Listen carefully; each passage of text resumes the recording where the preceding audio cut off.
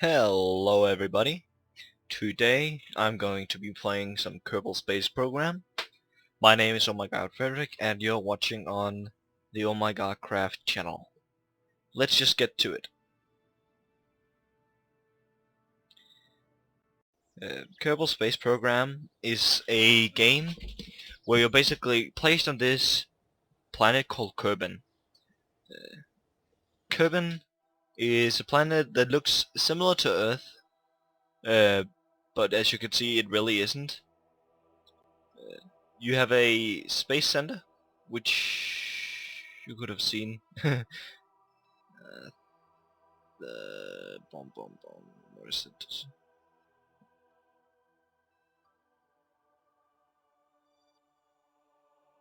Well, I certainly can't find it right now. Um, right now I was in the oh, what's it called? That is called the um. I can't believe that I forgot what it's called. The tracking station. That's right. But yeah, let's just get to it. This is the vertical assembly building. This is where you build your space rockets. The other building you saw to the left of it, I can just show. This building is the space plane assembly building thingy. That is basically, yeah, a place where you design planes instead. In here they're gonna be like this, and in the other one they're gonna be vertical.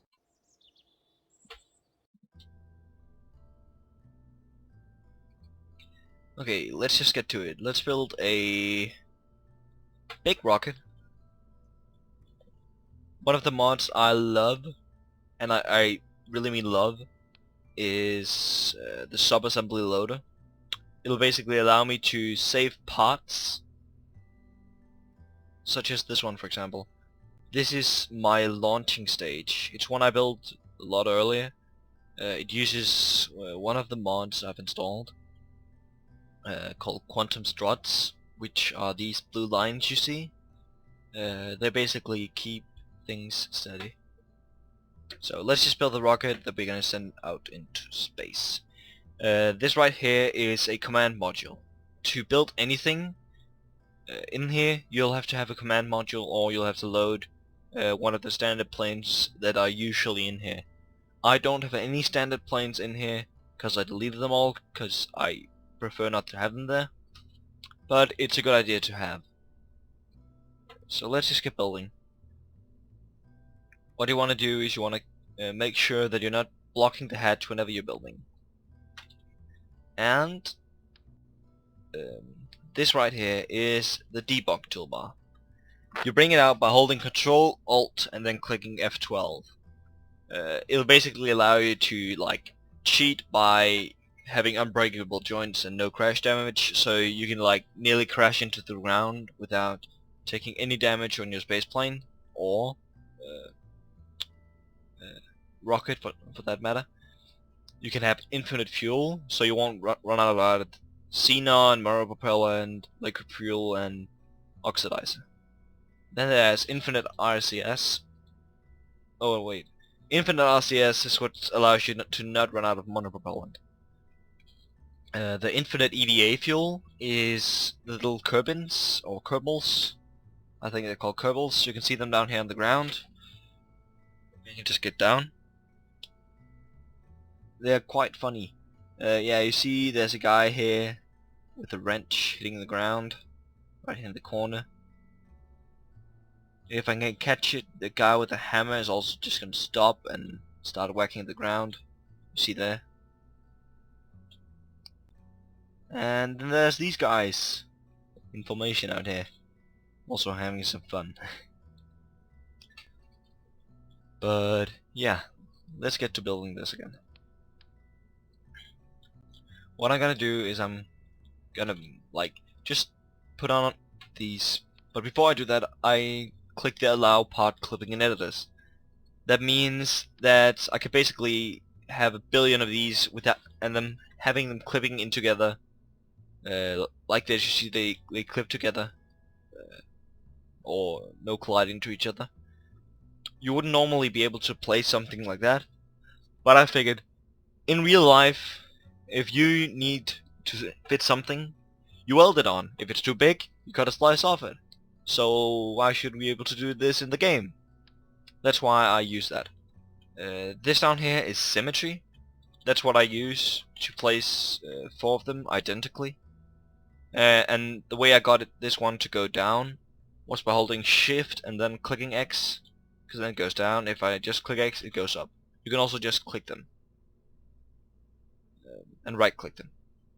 This right here is an angle snap.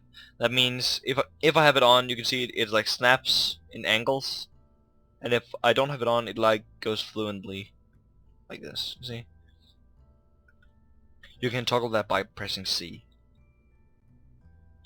I'm gonna build a fairly large lander here.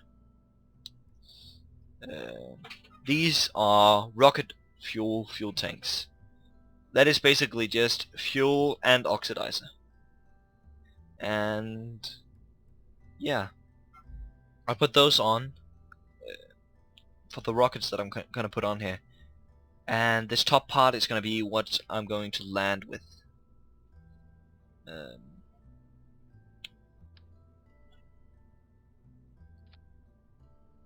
These are RCS tank, the tanks with the RCS fuel. The RCS fuel is called monopropellant, and the reason why it's called monopropellant is because in the physical terms, mono means singular, like there's only one, and a propellant is basically just something that is shot out of the bottom of a rocket or a nozzle, for that matters. And for normal rocket, like for example the LBT-45, it combines liquid fuel and oxidizer and ignites it, and the exhausts from that then comes out. I'm not 100% sure, but I think that is a bipropellant. Let me just check this here.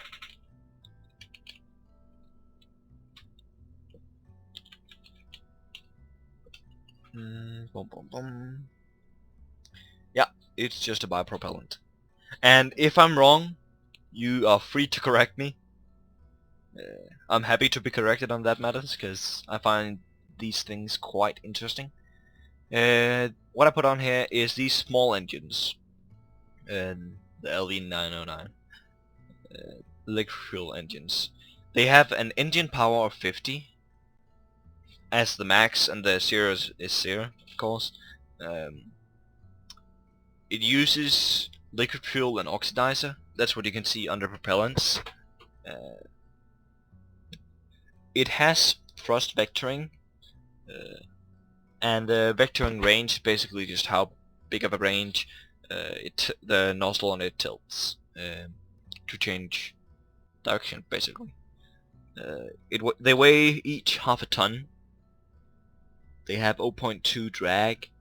They can handle 3600 temperature. And their impact tolerance is 7. And they do work as a fuel crossfeed cable. That basically means if you, for example, want to drain fuel from this tank to something down here, you can just attach the fuel crossfeed cable, this one, from the engine to that one. But it also means that if I, for example, attach this one here, this one and this one, they share the same fuel, because this basically works like this one. Okay, what I'm gonna do now is that I'm gonna attach a decoupler. And I do have a lot of mods installed, that's why there's so many pages. But I'm just gonna put that there, and then attach the whole rocket beneath it. Just checking that the staging is correct. This is not really good at showing off the staging, but basically what it is there's a rocket in here made up by 4 of these half kind of fuel tanks here. these ones. There's 4 of them going down from there and then all the way down. Then there's a set of decouplers here, which are staged here. That basically decouples these 3, but also that let me attach them to the main fuel tank. Then there's the engines down here.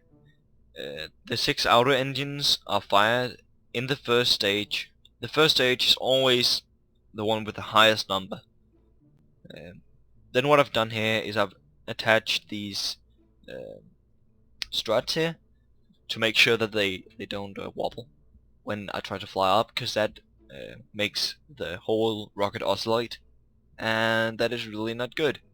Another thing, these parts are supposed to be transparent, so if I look through this one I can see through that part as well. Yeah, any part that seems... no, I don't know what parts it doesn't look through actually. Quite interesting.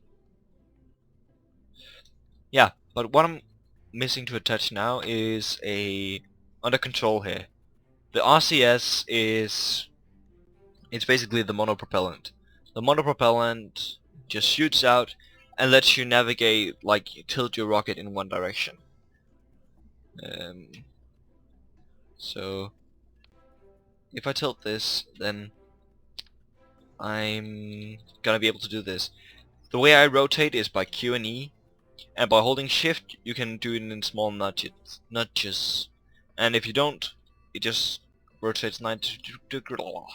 It rotates 90 degrees. Okay. But it was that ASAS we came from.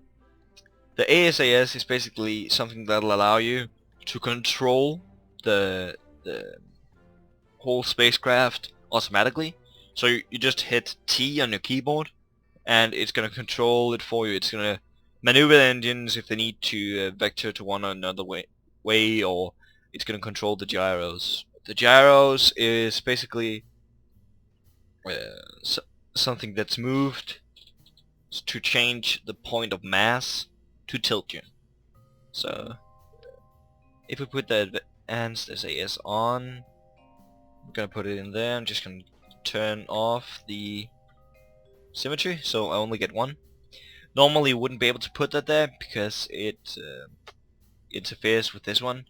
So, but because I have allowed part clipping and editors, then it can. I'm just gonna close the debug toolbar because I don't need it. It's still gonna activate that debugging or the allowing part clipping. But yeah, I'm just gonna check how long this is and I'll be right back with you. Okay, that seems to have been the end of this episode. I'll see you guys next time. I'm just gonna finish up this rocket to add some small RCS boosters, and I'll be right back with you in the next episode. Goodbye.